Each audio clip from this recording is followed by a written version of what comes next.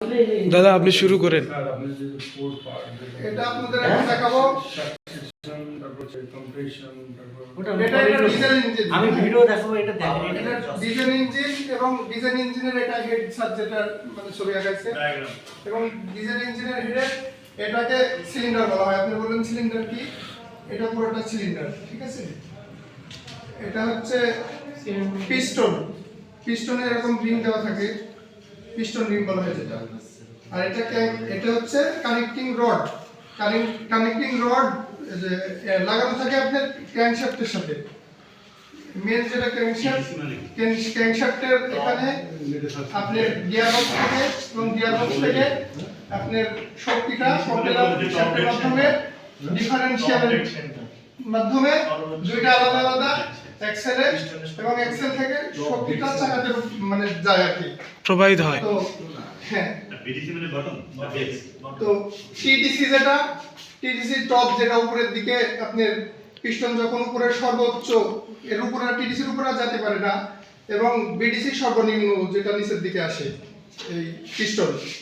তো যখন self start হয় তখন ক্র্যাঙ্কশ্যাফটের মাধ্যমে আপনার পিস্টনটা বিডিসিতে আসে। প্রথমে বিডিসিতে আসার সময় বাতাস যেটা এয়ার ক্লিন বক্স থাকে, এয়ার ক্লিন বক্স থেকে বাতাসটা সাকশন ভালভের মাধ্যমে, তখন সাকশন ভালভটা অটোমেটিক খুলে যাবে এবং সাকশন ভালভের মাধ্যমে বাতাসটা সিলিন্ডারে প্রবেশ করবে। সিলিন্ডারে প্রবেশ করার পরে সিলিন্ডারটা তখন বিডিসিতে থাকে, বিডিসি থেকে আবার টিডিসিতে যাবে এবং টিডিসিতে যাওয়ার সময় এই সাকশন ভালভ বন্ধ হয়ে যাবে এবং এক্সাস্ট ভালভও বন্ধ থাকবে।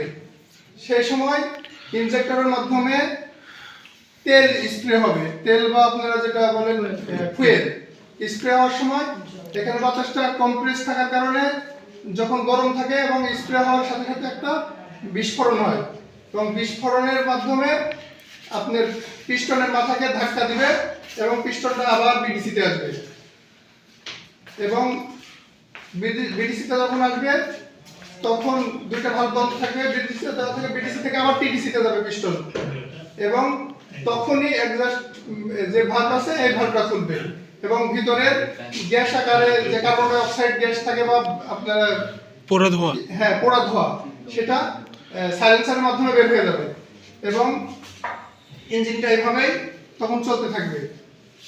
এই তো বুঝতে পারছেন তো? জি, থ্যাংক ইউ।